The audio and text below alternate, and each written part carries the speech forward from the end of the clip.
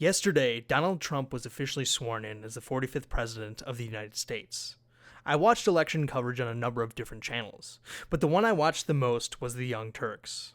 After viewing their content for several hours, I was finally able to put my finger on exactly why I can't stand them. Reasons I frequently hear why people don't like them are that they're too left-wing, they're too politically correct, and they can be incredibly condescending. Yeah, I'm fucking better than you, okay? Much better than you. All of those things annoy me as well, but in the grand scheme of things, they're tolerable.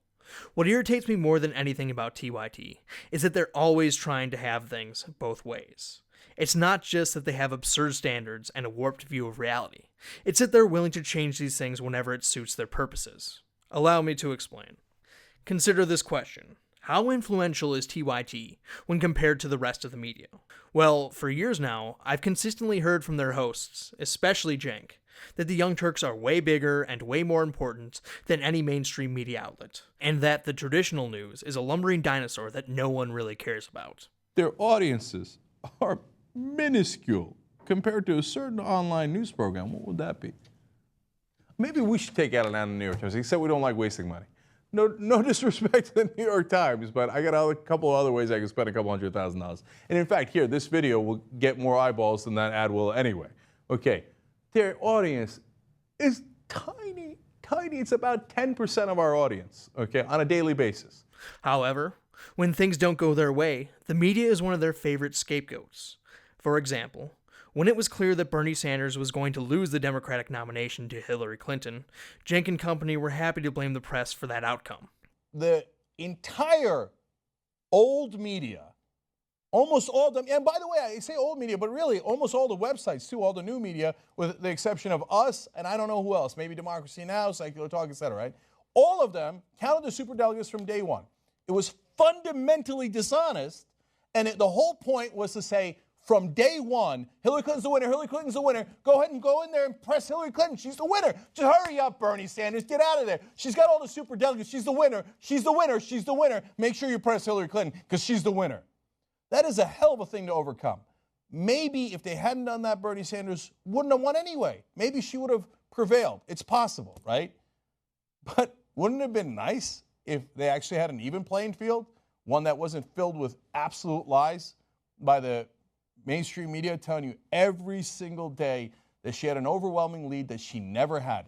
In other words, TYT is super popular and nobody cares about the mainstream media until they need to explain away a loss.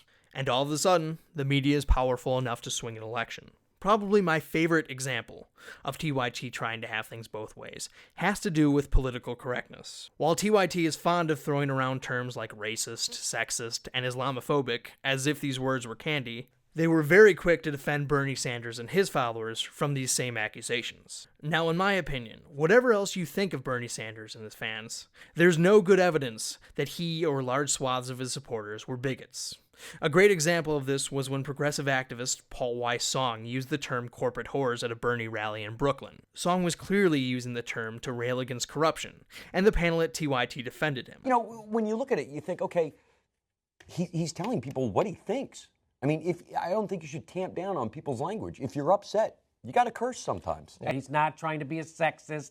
He's not calling Hillary a whore. He's calling the corporate Democrats, which there are a bunch, are whores. Here's why he said it. Not because he wants to call Hillary Clinton a whore, but because he had a crowd of 27,000 people in front of him. He knows they're Bernie Sanders supporters, and he desperately wants them to think that he's awesome. And so he threw around the bombastic sort of language that he has seen Bernie Sanders use, if not that actual term. They gave Song the benefit of the doubt, which he deserved. What you're doing is you're delegitimizing sexism and misogyny and racism just to support a corrupt politician. And that's from my friend John Heflin, and I like the way he put it. That is a good way. That's a great way to put it. We've all known that. When everything is sexism, then nothing is sex. And that's what the right ring does. They all political correct. They call everything, so now everything is blah, blah. This is the opposite version of that. It's the opposite version of that. And there is real sexism. There is real sexism. There is real racism in America. And when you call things that aren't those things, it makes the things that really are racist and sexist delegitimized, right? And it causes a significant portion of the population to tune out and to not care anymore when they do need to care. I mean, we talked about those fetal burial bills that have been going around the country over the past few months. Like, that is hardcore legislative sexism. And some people might not be willing to listen if it's just been drilled into their heads that every comment is sexist as well. I remember feeling hopeful when I heard them cover this story, because I thought that maybe TYT would learn from its mistakes. Maybe after seeing Bernie and his followers face unfair accusations, they would be less likely to make these accusations themselves. Well, my hopes were dashed literally within seconds. This is the story they did next. But let's turn on to something, let's move from the sexism to a little bit of perhaps subtle racism here, but feel free to disagree. This week, Donald Trump is making his case to New York voters, giving speeches which consist, as they usually do, of long portions that attack people that he's not even running against. And Mitt Romney made a few appearances in his speech, as he always does. But in attacking Mitt Romney, look at the way that he chose to do it. And as you watch this video, bear in mind that he's in New York when he's delivering these remarks. We've had Obama far too long. The last election should have been won, except Romney choked like a dog. He choked. He went, "I can't breathe. I can't breathe," he said. Nothing. If you didn't make any connections there, then congratulations. You're not a shameless race baiter. And in fairness, Jimmy Dore didn't think anything of it either. And when Jimmy Dore is the voice of reason on a panel, you know you're about to hear some bullshit. You don't think so? Okay, so the claim that is being made and that I will make is, I said before the show, I've seen people talk about people choking hundreds of times over the course of my life. Like Kobe choked and everybody choked. Not last night, he did well. But people always choke. They say that. They're not so committed to the metaphor that they then talk about not being able to breathe. I've never seen that happen. And in New York, where Eric Garner was choked to death by the police and famously had the last words, "I can't breathe, I can't breathe," I don't understand what would lead Donald Trump to think that in a completely unrelated context, making fun of that is a good idea. But I can't imagine why anyone would say that for any other reason in New York. I'm with you on this, John. Oh, really? I thought that I would be 1 out of 3. No, I'm with you on it. I mean, whenever you say someone choke, you're like, you don't say, "I can't breathe." I can't breathe. And, I can't and breathe. Since this guy has a history of dog whistles and racist statements, it makes me think he did it in a way that he can go, no, I didn't mean anything by it, when he definitely meant something by it. Yeah. Notice how the standards have suddenly changed now that they're talking about someone they don't like. Rather than giving that person the benefit of the doubt, they completely read into his words in order to draw an absurd and self-serving conclusion that Donald Trump and his supporters are racist. Yeah, look, it almost seems too smart for him to know that some of the extremely racist followers that he has in New York would recognize that reference and think that it was funny.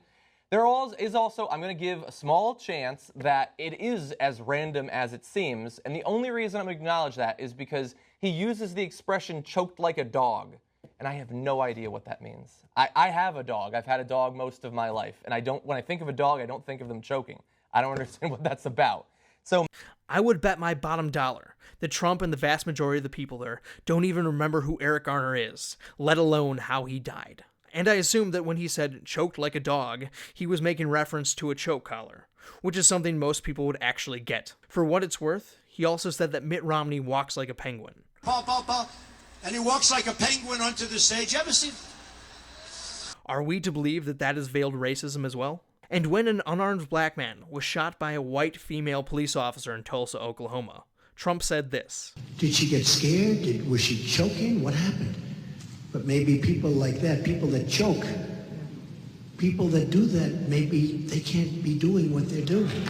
Was he referencing Eric Garner there as well? Somehow I doubt it. Again, if it was simply the case that they were obnoxiously politically correct, I wouldn't even bother talking about it. Like I said, what really irks me about this is that they're always trying to have things both ways. When things are looking up, the mainstream media is irrelevant. But when something goes wrong, all of a sudden they're extremely powerful. One moment TYT is lecturing their audience about the liabilities of abusing terms like racism and sexism, and then they go on to abuse those terms themselves when it's convenient for them. This exists in every facet of their show, and it's really fucking annoying.